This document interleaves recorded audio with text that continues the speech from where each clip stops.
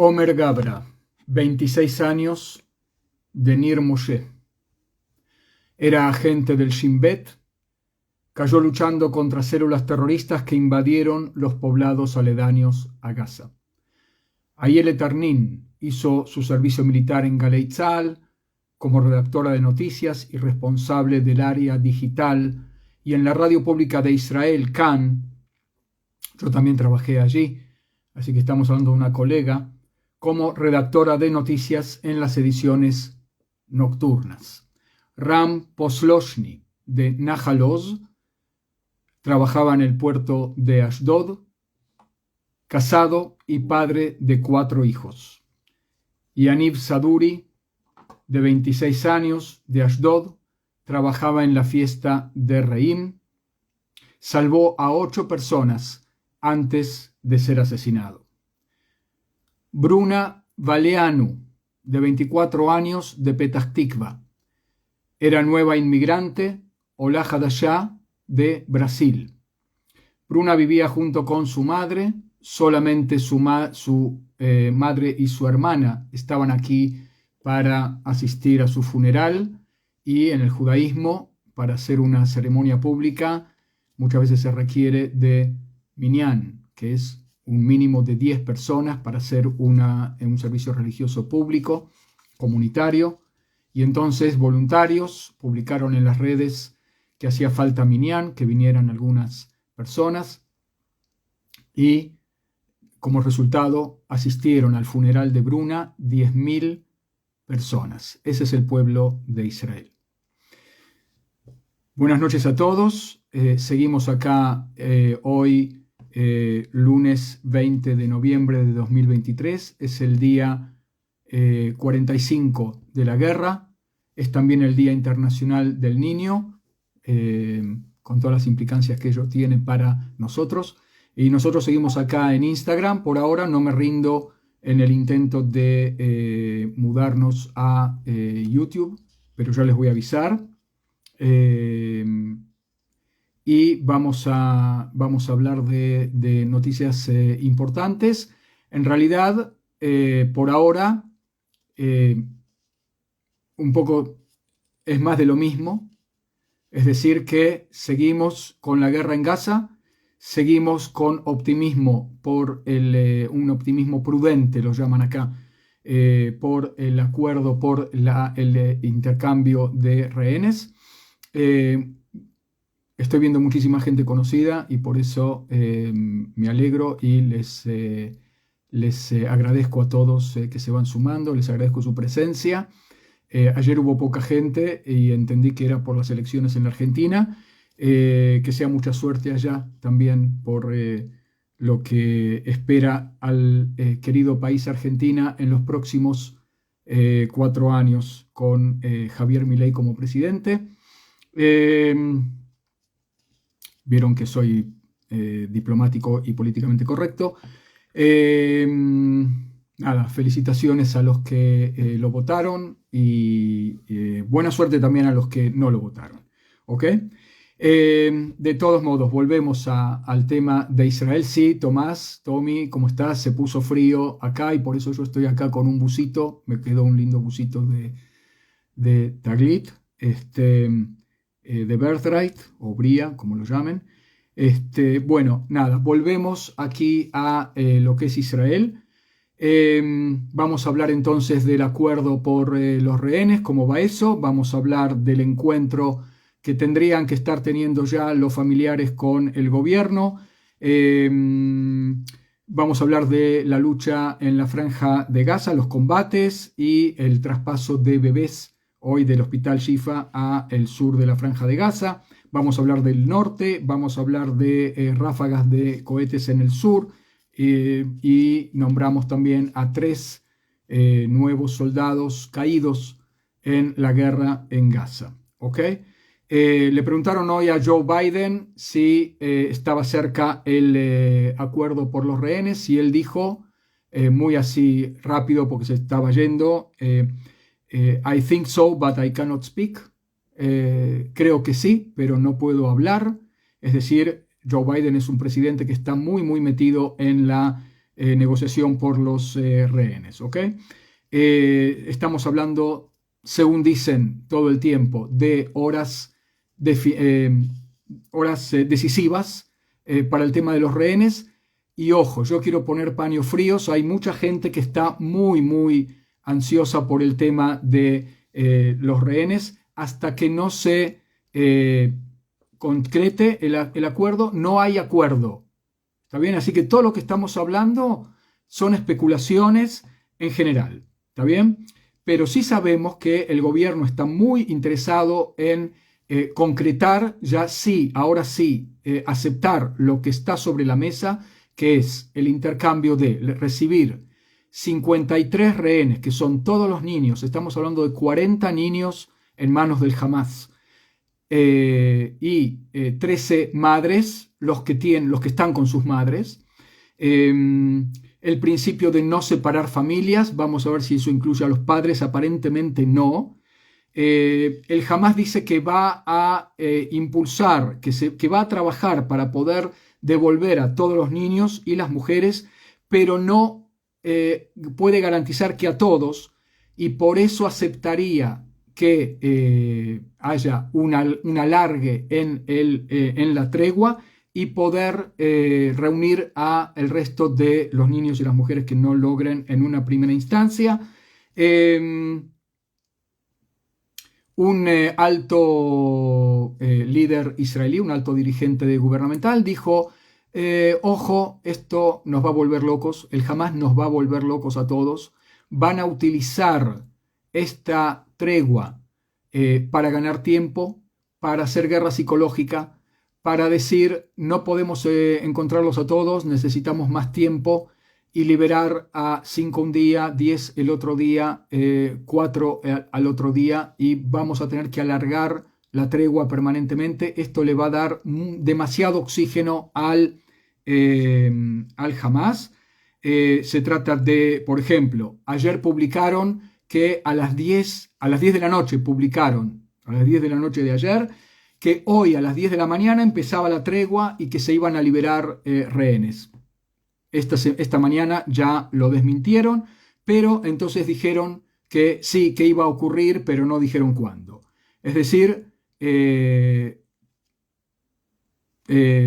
sigue la negociación, sigue la guerra psicológica. Ahora lo que están pidiendo, yo no dije lo que van a recibir a cambio, van a recibir 5 días de tregua en principio, van a recibir 150 presos palestinos liberados de cárceles israelíes, que son mujeres y que son menores, con delitos menores todos ellos en cuanto a terrorismo, es decir, atentados con cuchillitos individuales, atentados individuales con cuchillos, y tirada de piedras y cosas así. ¿Ok?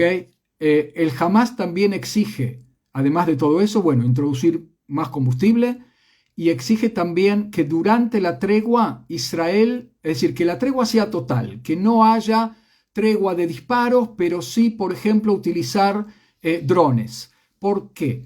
Porque con esos drones, dicen ellos, y probablemente tienen razón, Israel puede detectar de dónde están saliendo los rehenes, de dónde los están sacando, y también dónde están las células y los cuarteles del Hamas. Como si Israel no fuera a detectar dónde están los cuarteles del Hamas tarde o temprano, ¿sí? Pero bueno, como decimos, todo esto tiene dos objetivos, mucho más que, pero también liberar presos palestinos. Hay en Israel 5.800, alrededor de 5.800 presos de alta seguridad, terroristas, pero fundamentalmente sobrevivir ellos, los grandes jerarcas, empezando por Yahya Sinwar y por Muhammad Deif, que son los archi terroristas. ¿Okay? La sensación que se tiene acá en Israel es que solamente cuando Yahya Sinwar y Muhammad Deif sientan la espada en el cuello, ahí va a haber acuerdo. Y en este contexto es importante el tema del ataque al sur de la Franja de Gaza, la extensión del accionar del ejército israelí en el sur de la Franja de Gaza, en especial en la ciudad de Jan Yunes, donde también hay una mini Gaza o una ciudad de Gaza en menor medida, que quiere decir cuarteles, las casas, por ejemplo, Yahya Sinwar vive allí, y también una ciudad subterránea con túneles y búnkers, arsenales, fábricas de cohetes y lanzaderas de cohetes. Todos los cohetes que se están lanzando, y hoy hubo ráfagas a la zona de Tel Aviv, también a la zona de Gaza, están saliendo en este momento del centro y sur de la franja de Gaza. ¿Ok? Así que es importante este tema.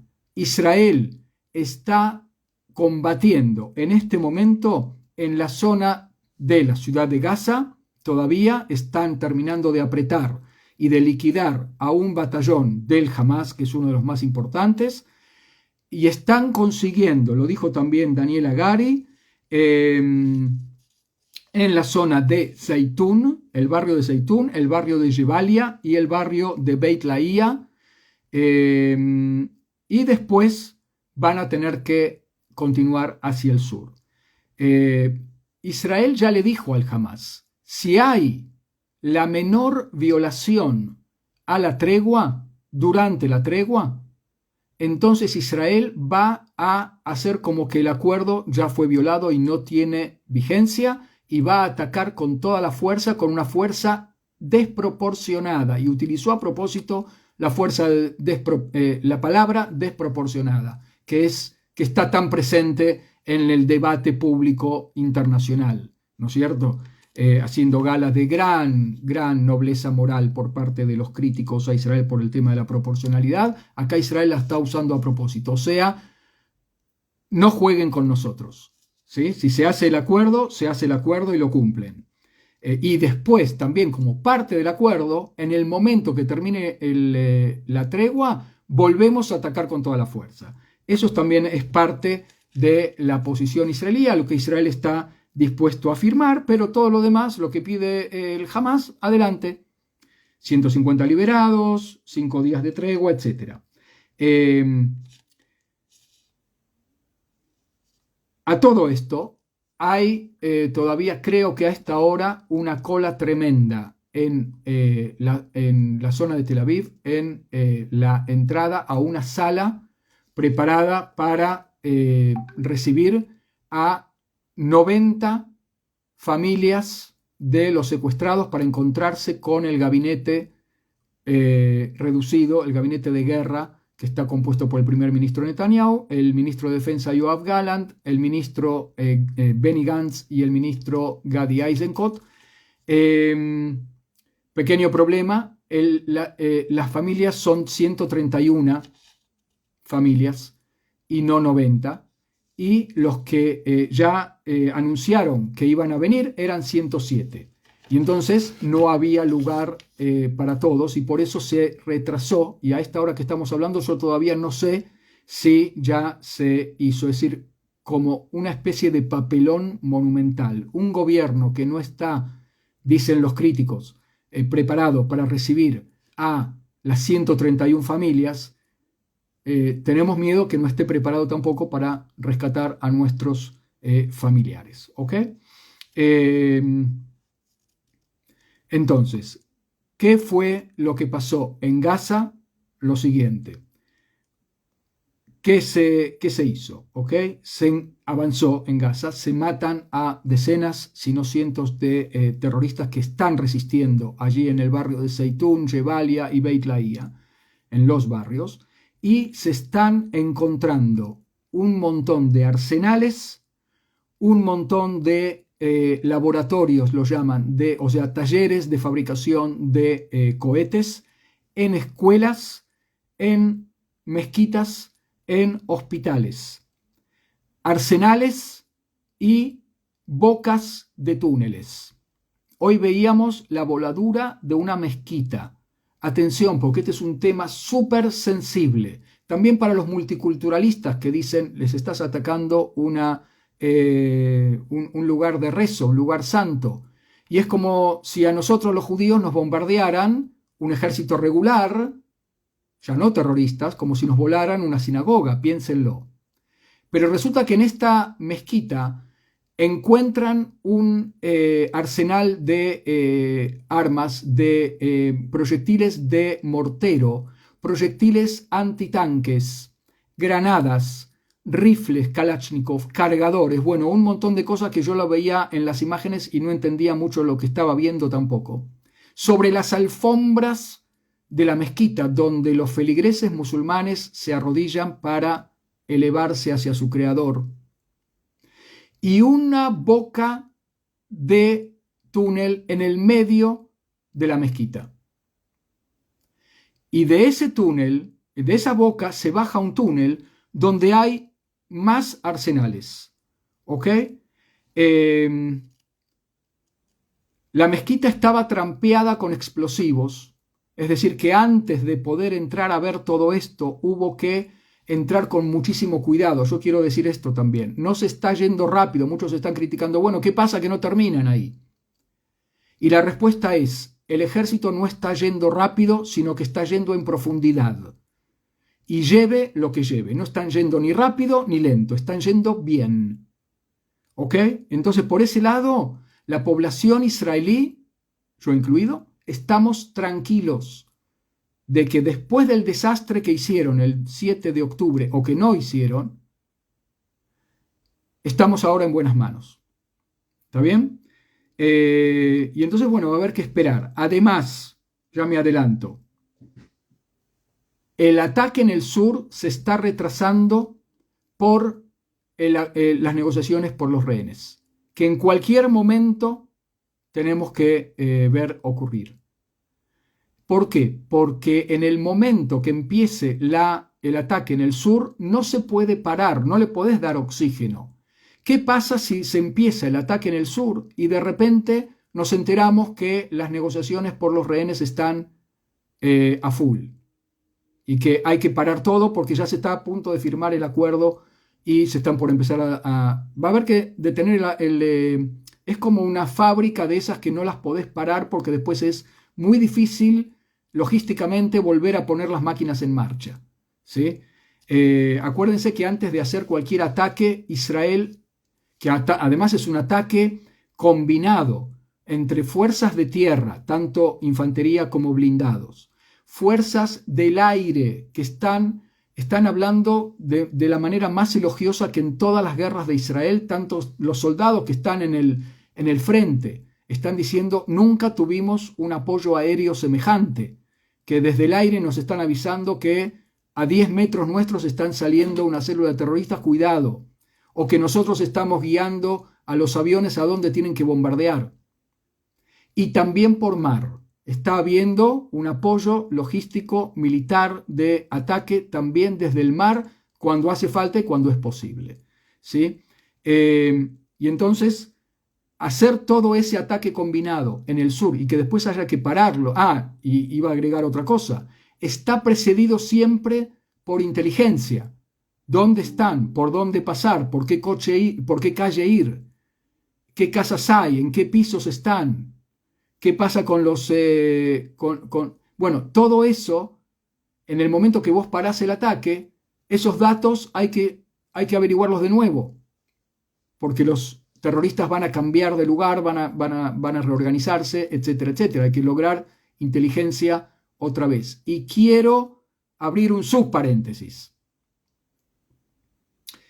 Están atestiguando los militares, es decir, las fuerzas de defensa y de inteligencia de Israel, que nunca habían recibido tanta inteligencia por parte de la población palestina civil en la Franja de Gaza. Es cierto que de repente nos enteramos que hay 300 terroristas palestinos arrestados por Israel y que de ahí de su interrogatorio, muchas veces sin necesidad de presionarlos, se enteran de un montón de cosas los servicios de inteligencia, tanto la inteligencia militar, Amán, como la inteligencia civil, Shin Bet, ¿ok? Que están actuando en este caso juntos. También de la población, dicen, estamos recibiendo permanentemente miles de llamados de la población palestina en Gaza que nos está contando cosas. ¿Dónde están? ¿A dónde ir? ¿Cómo los están presionando a ellos? Los del Hamas. Nunca se había dado una situación tan clara de enfrentamiento entre la población palestina y el Hamas. Por supuesto, no nos engañemos, también hay una parte de la población que está a favor del Hamas. Ya lo hablamos incansadamente, pero también hablamos de que hay una población que está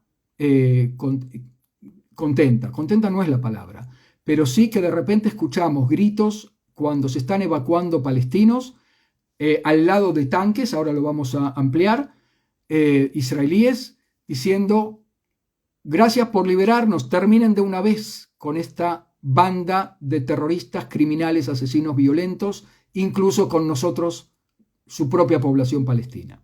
¿Ok? Otra cosa que se hizo, bueno, aparte de varias mezquitas voladas, se siguió actuando en los hospitales y en coordinación con la dirección del hospital Shifa y otros hospitales, y por iniciativa de Egipto también, que está coordinado en esto, también se están llevando bebés de los hospitales, de los departamentos de neonatología de cada hospital, hacia Egipto, por iniciativa de Egipto, es decir, que los está recibiendo del otro lado el sistema sanitario egipcio. Se están volando también túneles que han sido localizados, incluso algunos que conectan el norte de la Franja de Gaza con el sur de la Franja de Gaza. ¿Quién logró de los terroristas escaparse antes por esos túneles? Buena pregunta, no cabe duda que algunos sí. ¿Está bien? Bueno, otras noticias.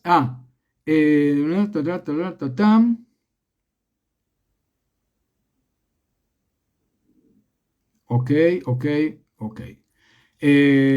Una noticia menor pero muy importante es el hecho de que fueron arrestados, no sé si hoy, pero en los últimos días, 2 terroristas que un mes después, o sea que esto ya tiene algunos buenos días de antigüedad, pero hoy se autorizó darlo a conocer, 2 terroristas del Hamas que habían participado en la masacre del 7 de octubre fueron arrestados hoy en Rahat, que es la principal ciudad beduina en el Negev, en el sur de Israel. ¿Qué quiere decir? Que todavía, a un mes de ocurrida la masacre, todavía había terroristas dando vueltas por acá, estaban escondidos, pero peligro de que hubiera habido atentados terroristas por aquellos mismos terroristas del 7 de octubre. Me preguntarán con razón, ¿puede ser que haya más? Sí. ¿Ok? Eso da bastante, esto provoca bastante preocupación. Fueron arrestados por la policía y de nuevo también el Shin Bet, los muchachos de Fauda, verdaderos. ¿Ok? No los actores. Ok. En otras noticias, antes de pasar a las preguntas, algo muy importante. 2 cosas muy importantes. El vocero del portavoz de Tzal, vayan poniéndome las preguntas. Sandra, ¿cómo te va? Veo tu pregunta. Ahora vamos a hablar de las cintitas de los brazaletes de Bring Them Home, ¿ok? Pero veo tu pregunta. Si podés ponerla en el... bueno, no importa, yo ya lo voy a ver, pero pongan sus preguntas en la medida de lo posible en donde está el signito de preguntas, si están con celular y si no en el chat. Así es más fácil encontrarlas. De todos modos, Daniel Agari, el portavoz del ejército israelí, sale contando un poco de todo lo que yo ya conté, de las mezquitas, etc. Acuérdense que la mezquita es un lugar sagrado, es un lugar espiritual, es un lugar de rezo, y utilizarlo como una base militar es un crimen de lesa humanidad, penado, condenado, prohibido por la Convención de Ginebra. Es decir, si vamos a ir con la ley internacional, vamos todos, ¿no es cierto? Y además es una inmoralidad, una bajeza tremenda.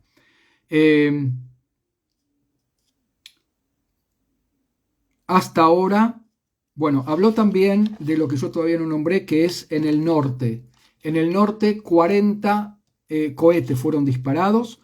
Uno de ellos fue muy fuerte y reventó, vimos las imágenes, un puesto, una base del ejército israelí en la frontera norte, y eso provocó un ataque de represalia bastante fuerte del ejército israelí con aviones de combate, que luego de ello provocó la evacuación de parte de los lugares. Por supuesto que después de evacuarse algunos edificios, Israel avisó, se evacuaron, Israel los ataca y en general se produce una retirada parcial, no hasta el río Litani, lo que venimos hablando, pero sí una retirada del Hezbollah de esa zona, de la zona inmediata a la frontera, en esa zona donde estaban atacando. ¿Está bien? ¿Y qué más? Muy importante también, hasta ahora, dice Agari, fueron informadas, fueron actualizadas, puestas al tanto las familias de 388 caídos en combate del ejército de Israel. ¿Está bien? Y no hay heridos en lo del norte, completo lo que dije antes, pero estamos hablando ya de 388 caídos. Les recuerdo que en Tzuk Eitan, en el 2014, si mal no recuerdo, hubo 152 caídos en 59 días. Perdón, 52 días. 150, alrededor de 150 caídos del ejército de Israel, y ahora ya en el día 45 vamos por los 388. Ojo, incluyen, si no me equivoco, fueron más de 300 los caídos el 7 de octubre mismo. ¿Ok? Estamos hablando de un ataque por sorpresa, 300 caídos del ejército entre los 1.400 asesinados en general, que la mayoría eran civiles, pero más de 300 eran soldados y soldadas. Bien. Último tema, antes de las preguntas, el tema del barco en Yemen, que fue secuestrado en alta mar por los hutíes, chiitas yemenitas, entrenados por Irán y por Hezbollah también en el Líbano. Un grupo comando llega en helicóptero, se apodera del barco. Hay que aclarar. Y dijeron todo y se lo llevaron al puerto en Yemen. ¿Ok? Lo secuestraron. Con 25 tripulantes arriba, ninguno de ellos israelí. Y ellos dijeron: todo barco israelí es un blanco legítimo para nuestra acción.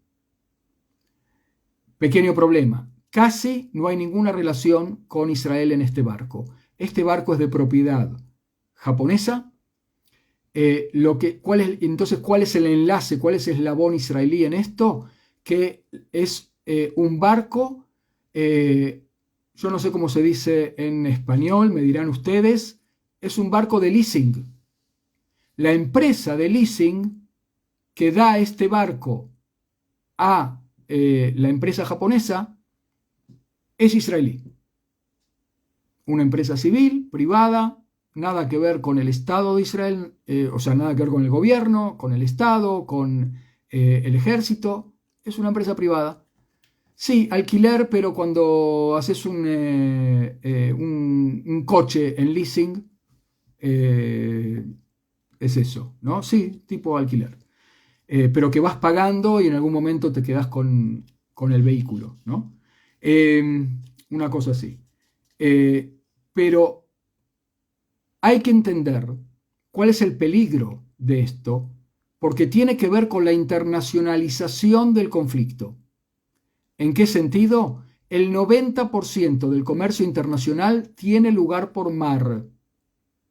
Y por eso cuando, creo que en los años 90, si no me equivoco, empezó a haber una tremenda ola de piratería marítima en los mares del mundo, con muchos barcos secuestrados. Incluso se hizo una película con Tom Hanks con eso.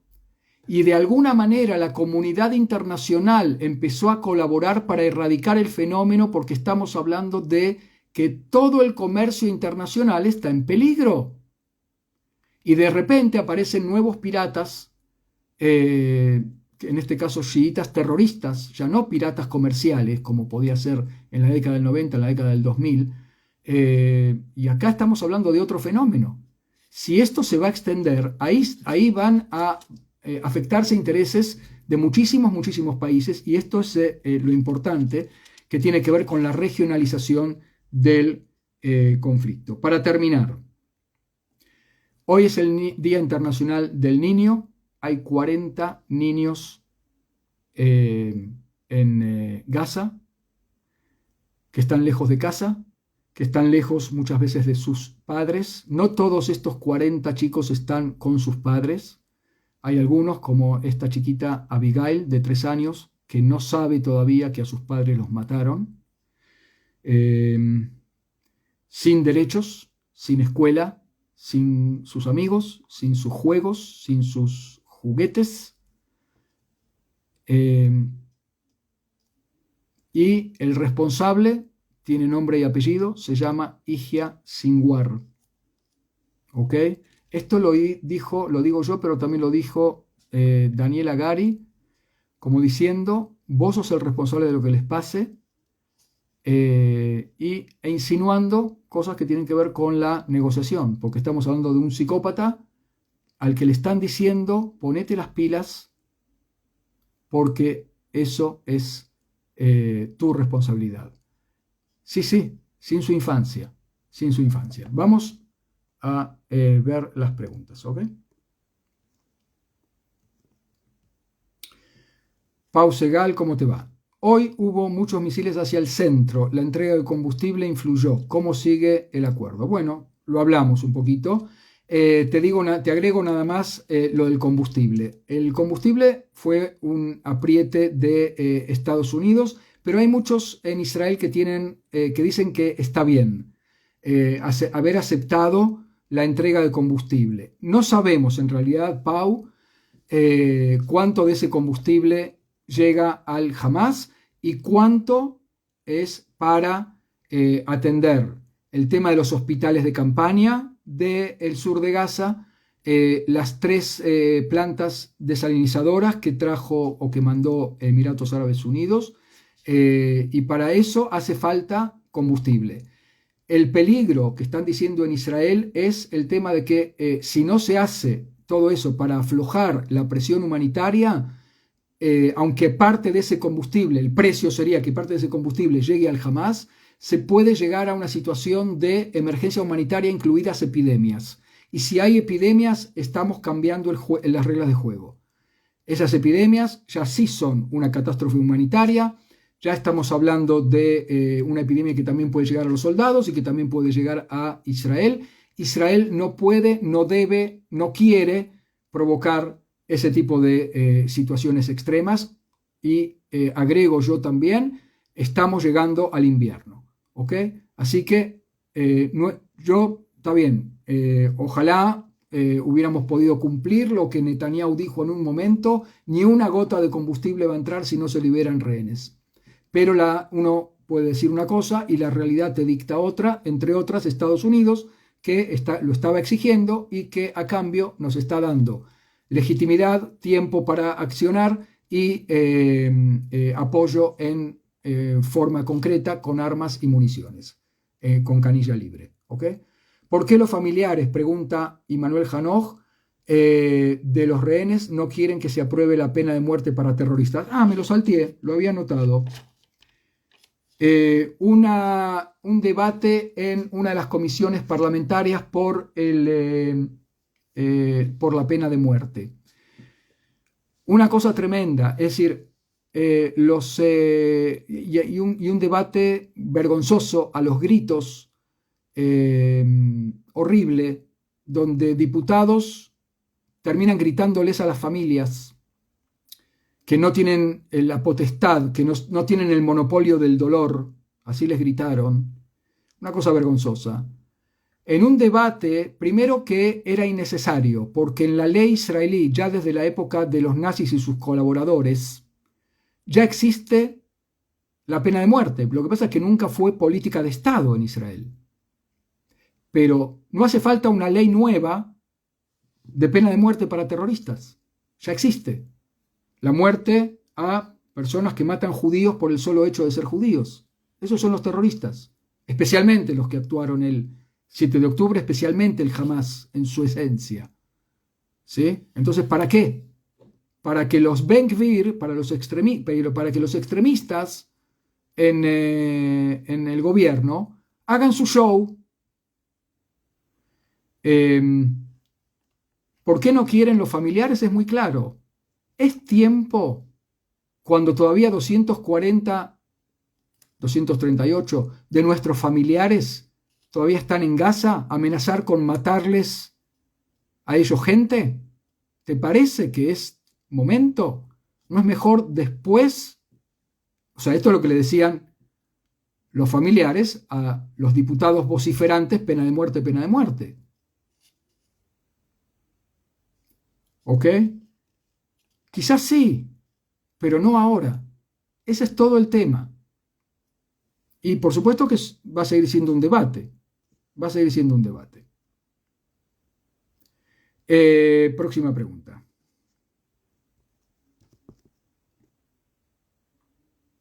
Sandra, ¿qué se sabe de los rehenes? ¿Por qué tanto silencio desde Netanyahu en relación a este tema?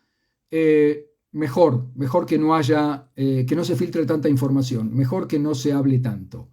¿Sí? Lo que se sabe es lo que yo conté y es lo que aparentemente es lo que dejan que se sepa. ¿Está bien? Sami Ben-Zaken, sobre el barco secuestrado, él o los países de donde es la tripulación no se han manifestado. No sé, no me consta que se haya manifestado. El barco es de propiedad japonesa, los tripulantes, hasta donde yo sé, son de otros países, de Japón y de otros países, no israelíes. ¿Está bien? Y supongo que debe haber gestiones por parte de esos países frente a Yemen, frente a Irán, anda a saber. Nicolás Bariloche, saludos desde Bariloche, un saludo a la querida comunidad de Bariloche. Gran recuerdo cuando nos visitaste en la comunidad, ¿cómo está la situación en Yemen? Bueno, es lo que venimos hablando, espero que esté contestada. Tomás Gottliebster. El barco en el video se ve vacío, los terroristas llegan en helicóptero artillado. No, después se encuentran la tripulación adentro en el puente, ¿ok? En el puente de mando. Se supo cuántos terroristas fueron muertos el 7 y días siguientes en Israel, cuántos capturados vivos. Varios cientos fueron muertos. No sé los números exactos, y también varios cientos fueron capturados. Hola Marcelo, dice Leila Ackerman, ¿cómo estás?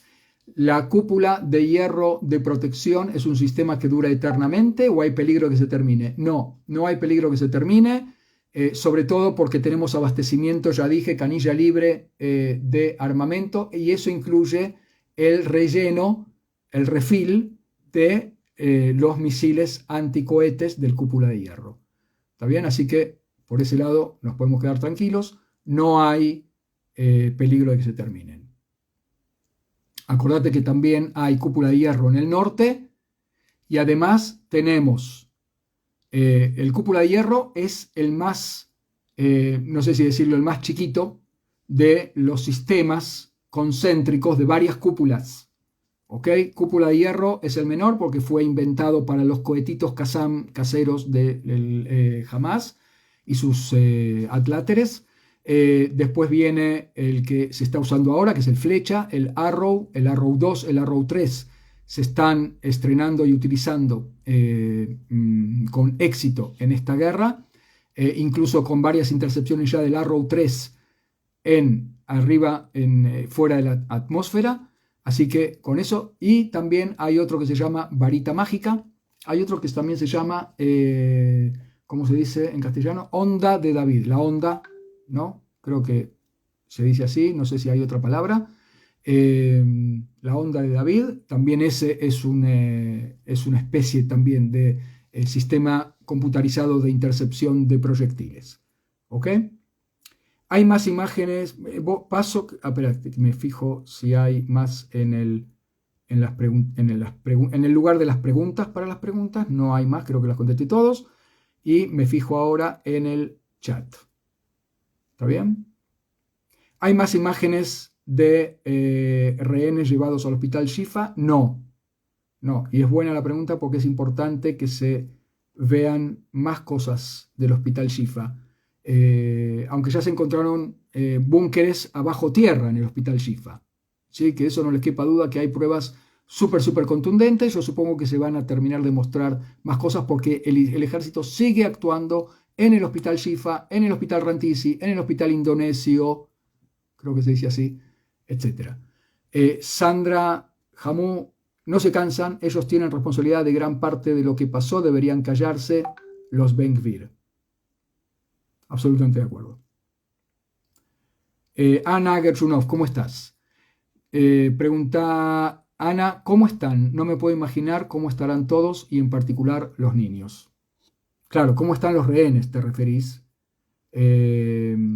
Sí, yo tampoco me quiero imaginar. No sabemos absolutamente nada. ¿Qué reglas podría haber en este juego? Pregunta G. Fisher. Porque yo hablé de que sería un cambio de reglas de juego, ya no me acuerdo qué. Digo tantas cosas que ya no me acuerdo. Si hubiera una epidemia.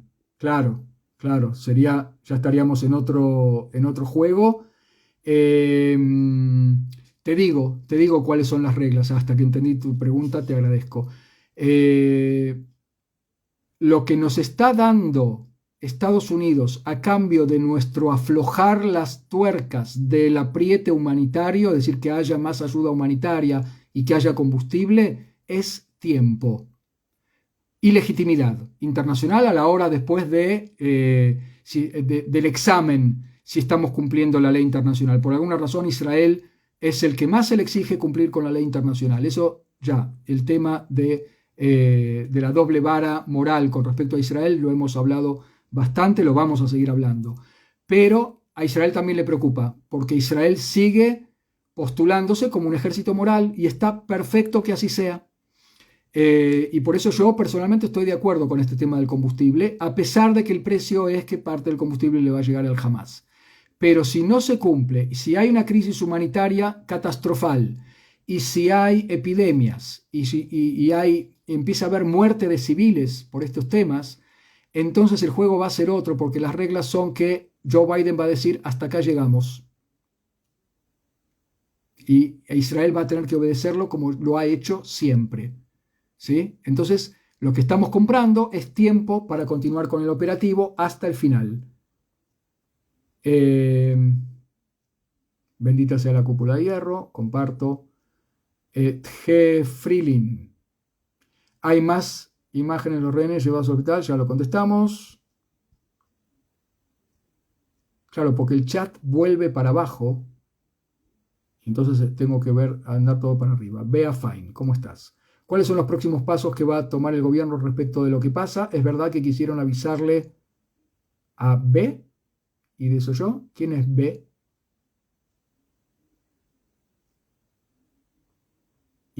Soy medio tonto yo, entonces intenten hacer preguntas con frases completas. No es que soy tonto, además soy tonto, pero a veces como contesto las preguntas bastantes minutos después, entonces traten a veces pierdo el contexto, entonces traten de hacer las preguntas de modo completo, con frases completas y con todo claro.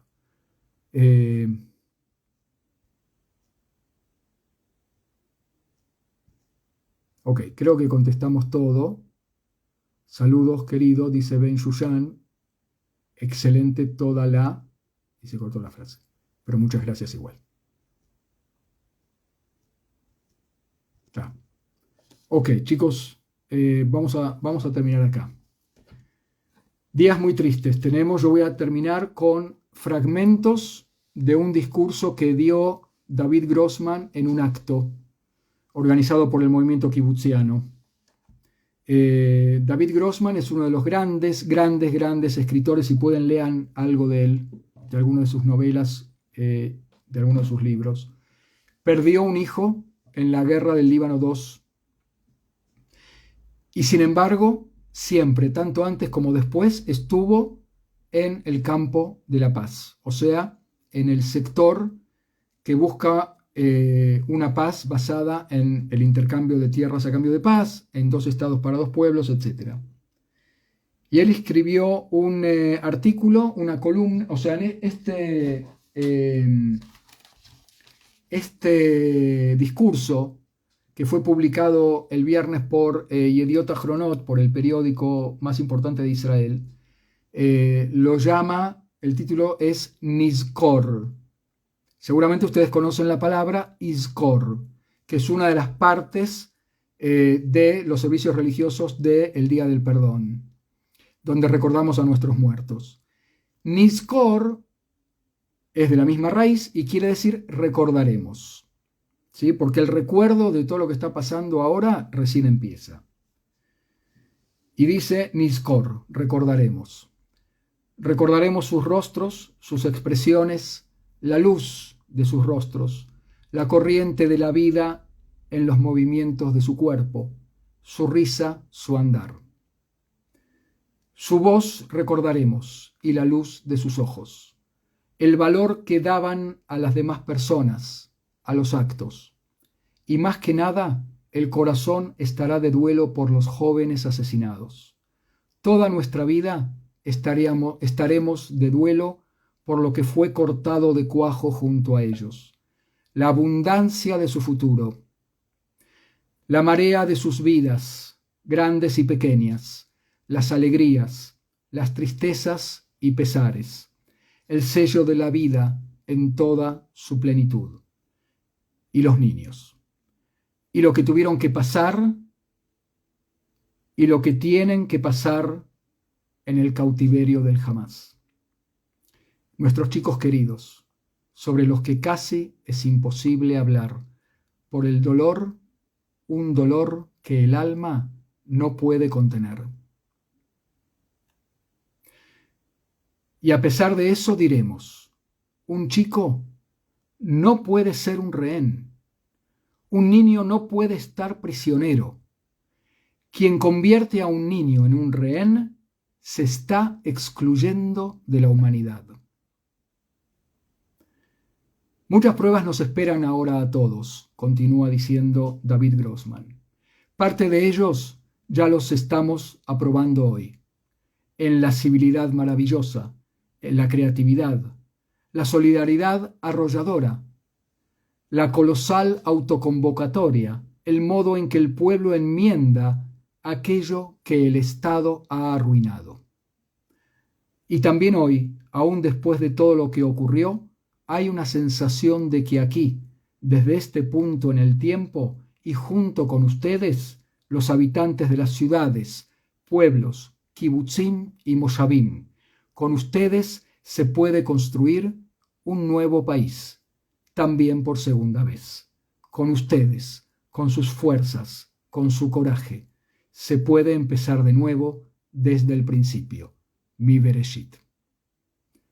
Buenas noches a todos y nos volvemos a encontrar mañana.